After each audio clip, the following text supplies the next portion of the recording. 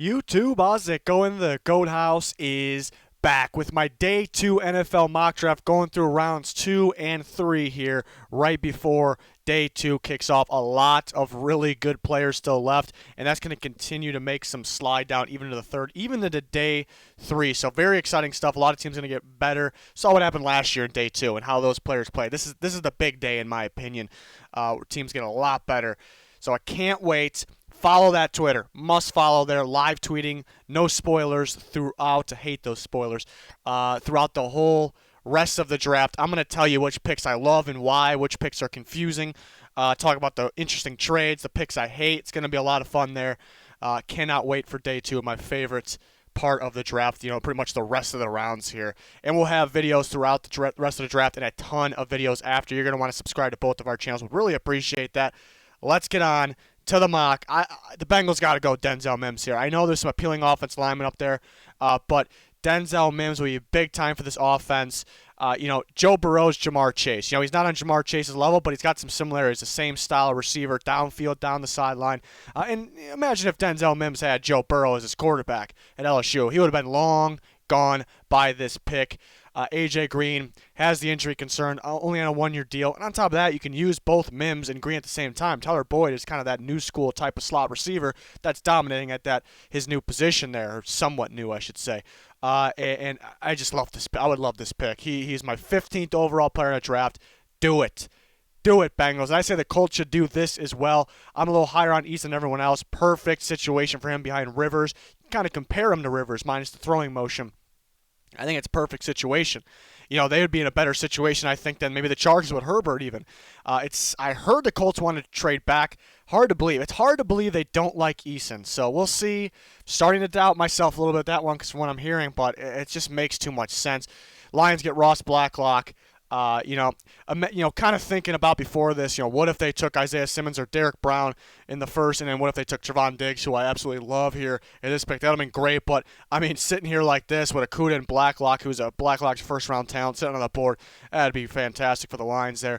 The Giants take Julian Okwara, I think a good fit for their edge rush position in their 3-4. Okwara, a lot of upside, had a lot of production there. The Patriots get Zach Bond. It's a perfect fit. He'll play that utility linebacker role, get after the quarterback, but also can drop back in coverage, kind of take the spot of Kyle Van Noy. Panthers go Christian Fulton. So Joe Brady gets an LSU Tiger here. And Christian Fulton, that'd be fantastic for them. They definitely need a corner here. And that would be an upgrade for them. The Dolphins got their tackle, got their Tua, got their tackle. They need another guard for their Tua. Robert Hunt is the best available interior offensive lineman. He is my number 2 in the class after Ruiz. This would be big time for the Dolphins here. The Texans, they can't pass on Trevon Diggs. You might need a pass rusher a little more. Thought the fits were Okwara and Bond. Those guys are gone. Diggs is my number 2 corner. I can't believe he's still on the board. So much talent there and so much upside. This would be big time for the Texans. Would like that pick very much. Moving on to the next 8, the Browns need a safety. They need a playmaker back there. Antoine Winfield Jr. from Minnesota should be the pick there. The Jags, they're building up that defense. Their pass rush looking pretty good with Chase on, opposite of Josh Allen now. So that's fantastic, but they do need D-line pretty bad. Neville Gallimore for Oklahoma can help them there. The Bears need, I think, more of a strong safety next to Eddie Jackson. Xavier McKinney, I think, is a fit at strong safety, so that would be a pretty good fit there. Colts go receiver now. They go Michael Pittman. I'd probably prefer Higgins or Shenault, but I have a feeling that Pittman will go ahead of those guys. So the Colts go Pittman. They do get their big body receiver for the, down the sideline there to stretch the field. Buccaneers, really like Clyde Edwards-Helaire for them. The Chiefs kind of spoil that, but they go for DeAndre Swift, which does make them better. I do like the fit there. The Broncos get Jalen Johnson, starting to slide maybe because of an injury last year, so he slides a little bit, but maybe the better tackling corner in the class, and a guy like Vic Fangio will like that for his defense. That would be a good pick. Falcons take A.J. Epinesa from Iowa. He falls down because of lack of athletic ability, but I think the Falcons wouldn't let him pass at this point, perhaps. The Jets grab their receiver, taking a lineman in the first round. Now they take the receiver. Would love this pick for them. T. Higgins. Maybe they want Michael Pittman too for Sam Darnold, but I prefer T. Higgins all day. So this would be a big-time pick, big-time playmaker downfield. Very underrated player at this point. Next group of teams here. The Steelers, I got them grabbing Jonathan Taylor, a good back to complement James Conner back there. So that pick would make sense for them. Some talk about a quarterback. I would like Eason for them. Other than that, too early for sure. The Bears go Josh Jones. They showed a ton of interest pre-draft for him, and I'm thinking he's not going to be there. Now you see the way the draft's unfolding. He might be there. The Bengals very well could take him with the first pick. That's why it's just impossible to predict on day 2. Did a pretty good job by day 1, but this is, especially with the unknown trades here. But Jones, like I said, could go with the first pick in the second round here. If he doesn't, you could start to see him slide here, and the Bears could have interest in him kind of being the future left tackle there. Cowboys get their safety in Grant Delpit, but would play free safety back there for them to be a playmaker back in the back end. The Rams go Ezra Cleveland from Boise State. Maybe too good to pass at this point. Thought he could be a first rounder, ends up falling a little bit. And then you got the Eagles getting their linebacker, Willie Gay Jr., the athletic linebacker there from Mississippi State. Be fantastic for them. The Bills get Gross Matos, edge rusher in Penn State. Could go a little earlier. Some thought late first for him. I thought second was more like it for him. Bills will be happy to have him. The Ravens go Laviska Shenault. This will be a big-time pick. The receiver out of Colorado, big playability after the catch. The receiver unit would be pretty scary with Shenault in there. Dolphins get J.K. Dobbins from Ohio State. That's who I feel that they like at this point. So they'll be able to wait to 56 to possibly get him too, so that would be pretty big for the Dolphins. Next 8 picks, the Rams pick again. Now they get their pass rusher, Josh Uche, who I also think can be an off-the-ball linebacker in a 4-3. So the Rams, 2 picks here in the second round. Should be a fun day for Rams fans. They will grab him. The Vikings, you'd think offensive line. There's a couple they would like that came off the board at this point. They do have the ammo, so I do maybe expect them to trade up perhaps. Tough to guess where, tough to predict where. But at this point in this scenario, it'd be a reach or it wouldn't be any fits with the remaining offensive linemen. The only one that wouldn't be a reach would be Nang from TCU, but just view him as a right tackle, which they're set there. Jordan Elliott, I think, could be a good pairing with Michael Pierce for the future there in the interior defensive line. The Seahawks go Marlon Davidson, a guy they could play at end, a guy they could play on the inside, but with the Jordan Brooks pick yesterday, I'm thinking they switched to a 3-4 because they have 2 big-time inside linebackers, so they're going to need another 3-4 end here. Davidson could be that. Ravens go Terrell Lewis, a first-round talent all day. Injuries push him back, but definitely worth the pick here. Be huge for the Ravens.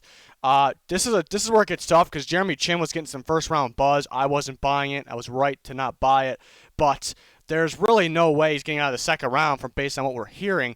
Just hard to find a spot for him. And in this scenario, the Titans didn't really have, looking at their biggest needs, it would have been a reach to take any of those players, in my opinion. So they were left with Jeremy Chin here, who could play. He played pretty well as slot corner at times. He played all over the place, but he could be their slot corner possibly, playing the box a bit for the Titans. Tough to peg where he will actually go. Packers go Chase Claypool, need that receiver. They still need an inside linebacker as well, so they could go that route. Or the tight end. Thought about another Notre Dame player in Cole Kmet. Also another receiver, KJ Hamler. 2 guys that play in a slot a bit. Much different builds. I think they'll like Claypool in there. The big body slot / outside receiver, that'd be a really good pick for them. Chiefs take Matt Hennessy. I think they're all in on him. They showed a lot of interest. Could be Lloyd Cushenberry, but I think they like Hennessy. He can play guard, play center for them. So I don't think he'll get by the late second here. And then the Seahawks go Cole Kmet, always looking for more tight ends. They got a couple injury-prone ones that they have. So they got good ones, but yeah, like I said, the injuries could come up. So they're always looking, and they have the chance to get the best one in the class here. So they go Cole Kmet from Notre Dame. That'd be a great pick. And then we go to the third round real quick. Use Pro Football Network, I believe, for the rest it is Pro Football Network for the rest of the third round picks here. The Bengals, this would be fantastic. They pass on the tackle there with the second pick, the second round pick, and they take Lucas Nang, who really you could argue is a first round talent, but because of the injuries and because he's probably strictly a right tackle, he ends up falling a little bit. This would be fantastic for the Bengals. And then same thing, KJ Hamler's a second round talent with his the electric play he has, the ability to get open, the speed, the play after the catch. So this would be great for the Redskins there. And then the Lions go Lloyd Cushenberry, probably play him at guard if the plan is to play Big V at right tackle. The Jets get Darrell Taylor, which he is getting some second-round buzz. Be a good fit at outside linebacker, pass rusher in their scheme. Panthers building up the secondary, building up the defense in general. Take Ashton Davis, who potentially can be a second-round pick as well. So now you're adding him, Christian Fulton. That's fantastic. Kyle Duggar. Safety from Lenore Ryan. The Dolphins grab him. Also can play in the box a bit. Patriots grab my number 2 tight end in the class. And the second one I have drafted could be Trotman. A lot of people like Trotman there. I just think Bryant's much better. Athletic tight end that is underrated playing in line and underrated blocking. The Cardinals grab Prince Tega Wanago. They're going to need a tackle pretty bad. They could be looking to move him to right tackle. Jags need a receiver.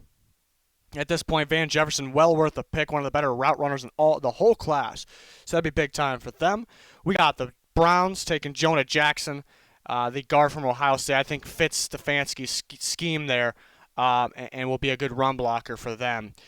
Curtis Weaver to the Colts. They could be looking to try to find that Justin Houston replacement in the near future. That could be Curtis Weaver there.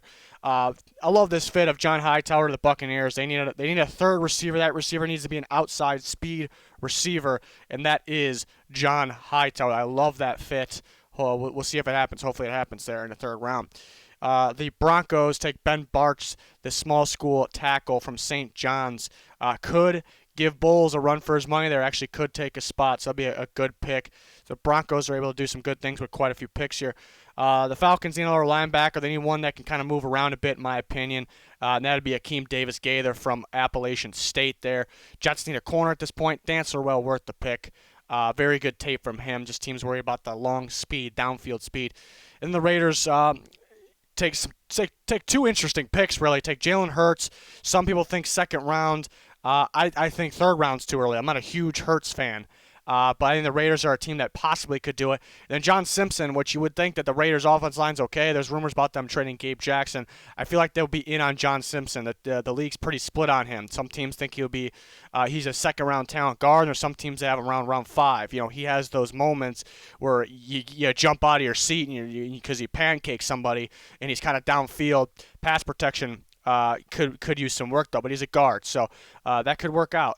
Troy Pride Jr. from Notre Dame to the Cowboys. They grab their corner now. Logan Wilson getting a lot of buzz. I was talking about him going second. That's too early for me. I'm not as high on him as everyone else, but this would be a good pick for Vic Fangio's defense here at 83. The Rams going to replace Brandon Cooks with Devin Duvernay. That's perfect for me, a good replacement. Very similar. And then the Lions are going to go Bradley and Ney, pass rusher from Utah. A guy that gets the job done, real strong. Doesn't have the athletic ability, but well worth this pick. Bills get that big body receiver they need to kind of finish off that really good unit, and that's Brian Edwards, underrated receiver from South Carolina. Guy's a tank of a receiver. And usually you think they're not that fast, they can't move too well. Well, that'd be false if you think that. Very underrated. Patriots grab a receiver, Tyler Johnson, who can be a really good slot, but also can play outside. I think another underrated receiver. Saints, and we're hearing the Saints want to trade up, and we kind of see why. They're in a position here where they may have to reach a little bit with Jacob Phillips, but other positions they could use. It's just too much of a reach, so they could trade up and hop one of these teams to take one of the players that went earlier. So maybe they want to go into the second round, like we're hearing, for a quarterback, Jacob Eason. Some people think Jalen Hurts. I think Eason's more like it, in my opinion. But then maybe a linebacker like Willie Gay, hop up there, get outside linebacker that fits them. Could be an inside linebacker in some schemes. That's why Phillips, I think, would play outside in this scheme here. So we'll see what the Saints are up to. Vikings grab Damian Lewis to possibly start at guard right away for them here at 89. The Texans take Jonathan Grenard. They need a pass rusher here. Maybe a little early for Grenard. It sounds like he'll go around this range, though. So, again, this is not what I would do. I have a lot of guys still left and a lot of guys in the third round that I think should be second-round picks. So this is kind of just predicting based on what we're hearing. But this is going to be near impossible here, and that's the beauty of this draft. Raekwon Davis, too good to pass. They could use another D lineman for the Raiders. Natane Moody potentially could start right away for the Ravens there at the guard. Yeah, I think he fits their gap scheme. Just a guy that's going to drive you straight forward, straight up field. That makes sense for the Ravens there. And then we got the Titans go Justin Matabuki to kind of replace Jarrell Casey there. Packers grab their tight end now, Adam Trotman, who's getting some buzz. I'm not another guy I'm a little lower on than everyone else. He dominated the weakest competition he played. That's where he was really flashy. So a little bit of a risk, but he has the upside. Broncos would absolutely love this. James Prochet, underrated receiver, can play in the slot, can play outside, either one. And former teammates with Cortland Sutton, so pairing him and with Jerry Jeudy as well. When Judy's outside, Prochet in a slot. When Judy's inside, Prochet outside, it works out perfectly, in my opinion there. Bryce Hall, the Chiefs, team's worried about his downfield speed as well. and the Chiefs would love to have him, I think, at 96, though. Browns kind of in the market for future defensive end to play opposite of Myles Garrett, replace Olivier Vernon. And Khalid Kareem, I think, really fits them perfectly. The Patriots could use a 3-4 end in there to get after the quarterback. That's Jason Strowbridge, in my opinion, from North Carolina. The Giants took Andrew Thomas. I think the future is Andrew Thomas left tackle, and it could be Jack Driscoll of Auburn at right tackle. Patriots then take Jake Fromm. They pull the trigger there. Fromm could go second. I just feel more third. The Seahawks got a number of corners, but do they have that true slot corner? Kayvon Wallace, to me, is the best slot corner in the class. Should go earlier in this, but this is probably around where he'll go. Matt Park from UConn to the Steelers could potentially play right tackle pretty early on for them. Eagles add another receiver.